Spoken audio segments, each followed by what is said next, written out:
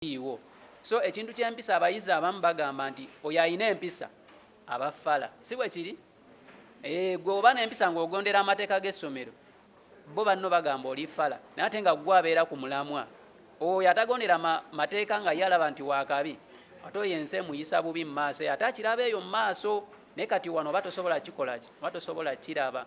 So bambi mubeere n'empisa, muwulize abazadde bammwe, muwulize battica bammwe, musome. Ne bw'oba ng'olina talenti naye nga tosomye kati gye tugenda mu maaso kiba tekigasa. Naye bw'obeera ne talenti n'ossaako ekitabo kyo, my friend, ate gwe oba waakabi. Kuba abayimbi tubalabyeko kati nga bayimbi basoma ate bali mu divertinga mu bintu ebirala olw'ensonga ekuyimba ndowooza eringa mu motoka esobola okutuusa awantu w'okola ki w'oyagala. Kubanga bw'oba ng'olinnye emmotoka y'okuyimba esobola okutuusa awo nga bagamba kale tukutegedde leeta ku bitabo byo tulabe nga tolina. So ogenda kukomaawo. Naye emmotoka y'okuyimba bwe kutwala kale talenti sijja kwesiba nnyo okuyimba. Talenti yonna singa ekumanyisa abantu then olina g'ogenda otuuka bagambe abantu bakutegedde bakwagala kati tulage ku bitabo bye nga tolina. So ogenda kukomaawo. So buli omuntu alina ekitone asuubira ogenda maaso n'ekitone making sure nti osoma. Soma muwulira abayizi bannange. Ekirala kyensembayo nakyo kale ekyalidiridde ekisembayo abazadde bakuba tebaliwo wano naye kyemmanyi bandaba ku mikutu gya TV kuba amawulire we bali bangi. Abazadde bannange abaana bano ffe tubazaala era baana baffe. Amanya bampita Rona, happy to be here and I'm so happy for my brother Ring Rapper. Nze njagala just kubeera brief kwebaza HM tukwebaza ssebo webale kukkiriza mu Ring Rapper n'omuwa Basale cause naffe gye tusomera eyo twasomera ku Basale lwa nsonga talenti zaffe. Kino ekigambo njagala kiwa bano abaana bano abali wano cause nange naliko mu senior 3 kati namala senior 4 yange right now nkola graphics and designing nkola ebintu webityo posters and biki webityo. So njagala kubeera inspiration nga mbagamba nti omuntu oyo gw'oli naye essaawa zino batica bammwe mulabe nga Katondawo cause yakusomesezza byonna by'omanyi essaawa zino eno wayita obimanyi naye akulaza ekituufu ky'olina okukola.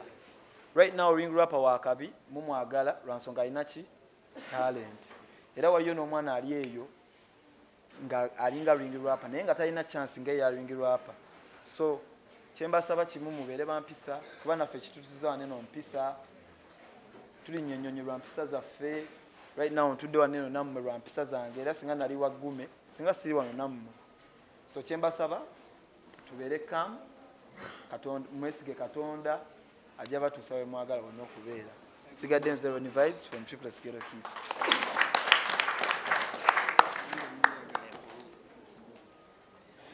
Mujje baliko bassebo ne bannyabo. Amanya gange bampita Tumwesije Fred aka Yaboy okuva mu Kiroto Kids. Era nga nebaza nnyo administration okuwa akakisa muganda wange Ring Rapper ne bamuwa Basale ekyo mukikubireko mu ngalo bannange. Nga sogedde nnyo bingi badde njagala okwebaza buli muzadde yenna na buli teacher kuba abazadde batusomesa bye tukola saawa zino bwe byogenda okukula okole mu maaso bazadde be babikuteekamu n'abasomesa abasomesa mubawe ku bugalo mwana kitegeera abasomesa abakoze omulimu gw'amaanyi. Nebaza nnyo manager wange okuba nga yasobola okunkwatako nanzija mu ghetto nanteeka ku top nange nengenda nenzinirako bali ba baddest boys aba French Montana baani aba America bwe batyo kyobomanya mulina okubeera believe in yourself mulina okwebelievingiramu okitegeera kwebelievingiramu okusaba Katonda kuba Katonda talimba kyomusaba kyakuwa wagaana omanya alina ensonga lwaki akoze ekyo kitegeera byebyo byange. God bless you all. Yeah, boy for life.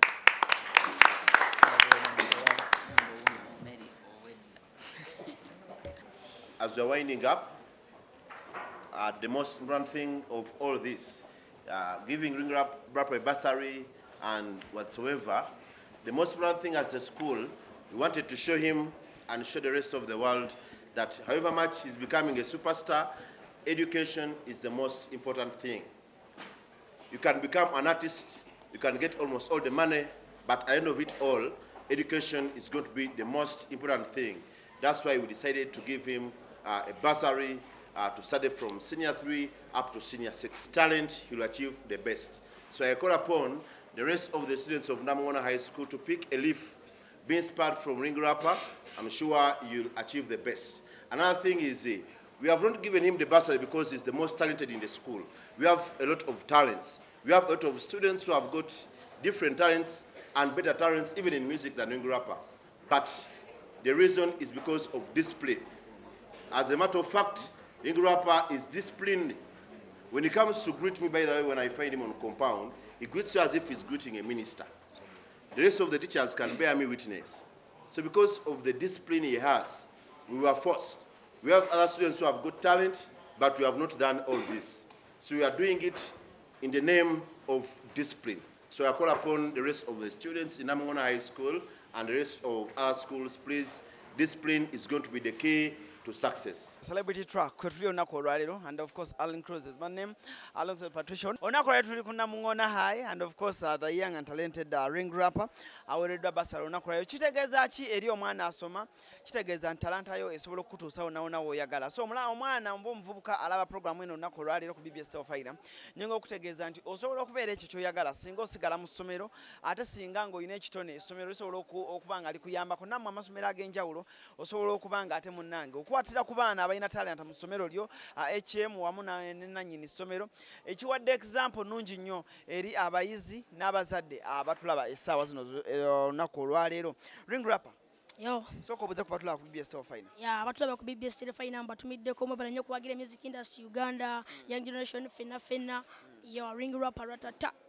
Oyina freestyle gy'okubye wali eri egenda eri maama bamaama, sooka ogituweemu tutandike. Yo ezo zenindiridde nzaala nga tannatuuka ankubize n'ekikalunza tali buloka nyaba nzaala nkwatanga ekyatika ndibeera wonkulwanidde embeera ne bwekyuka bwe yali watalindeka nga ndwadde obwoka kusuubiza ebisingako omuguno omwaka munse neetoolova eringa olupanka endwadde zannuma naye era n'ensimatuka n'obuddabudda ne mumpewo n'omubika essuka ponyo gwa ku ddonga era n'onjiwa mu ddeeka sanja bave nkutte tewandekeera wampeeka wansitulanga wandeera omponyo okulya ettaka wanywesa eddagala endwadde nnyingi zassuuka wampepetta wankubadde bangi baseka wewolanga n'ensoma mami n'otoba ne finka nasobyanga n'ogunjula yemboko ne Natoba ne vinka. ngira ddala nkulindi Natoba ne vinka. n'atoba ne finka. Mbadde manyi nti atoba ne vinka nti bannange tuli ku kiwano. Anyway, Ring Rapper, obalansinze otya okusoma n'okuyimba? Mbibalansinga mu ngeri nti buli kimu nkiwa obuddemu mu kifo ekituufu ne mu tayimu entuufu nti ekiseera kibanga kya kusoma okusoma kulungi nnyo n'okusinga ebisigadde. Music ajja by the way naye nti naye muwa ekiseera ekikye. HM yakutuukirira ati abagwa wamutuukirira n'omusaba Basale? HM saamutuukirira musaba Basale. Simanyi yewe yawulira muli naye nange yakinsuulako nga surprise era nali proud okuwulira nti agenda kumpa Basale. Big up on yourself. Akulaba essaawa zino yeetaaga okumanya oli mu class ki? Kati ndi mu senior 3. Biri nki by'ofunye mu music by'oyinza ogamba omuvubuka akulaba essaawa eno? Birungi byenfunyemu nti nasobola okufuna management yange okwasaganya bulungi ebintu byange era bafaani bange musubire mu music omulungi wako omulungi mwaka 2020 musubire wako omulungi music omulungi from Ring Rapper. Otugambye ogenda fulumamu essaawa yonna yonna? Soon mukama waba nkwatiddeko okusinziira nti bamanager beeri oba bapromoter beeri bakontaktinze Canada bakontaktinze bamanager bange nti mukama waba nnyambye nga nkwatiddeko angera agende Canada nyimbe ku carnival bagiyita African Carnival eri Canada. Wagudde website empya and of course kintu kyamaanyi nnyo. Ye nagudde website empya era nebaza nnyo kubanga nayo nsobodde ogiggulawo kati music wange aterera mu position nga management yange wemwetaaga. So nkwebaza nnyo mukulu bossa UK. Big up on yourself. Felista awamu ne ba Ghetto Kids wabakuŋŋaanyiza otya okubaawo olunaku olwaleero?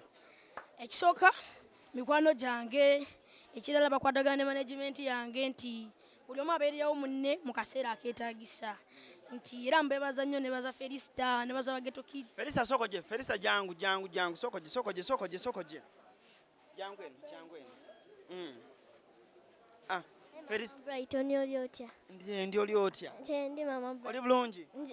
Ndi bulungi. Ring rap. Mama Brighton naye ojja kujja tukoleyo kakolabo ka comedy. Nawe oyagala kukola comedy? Felicita oyagala kukola comedy? Nedda. Mama Brighton takutte? Mama Brighton. Ate onnemesa emmere olwaleero.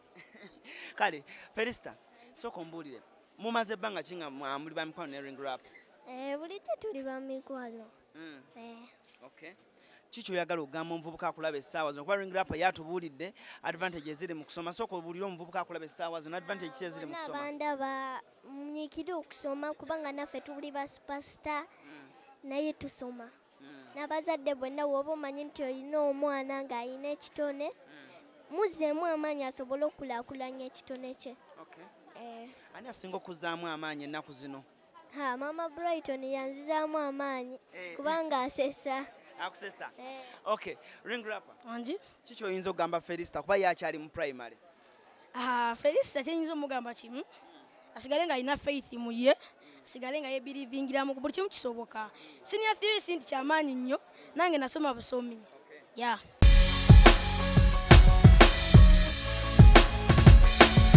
Celebrity Track. Subscribe.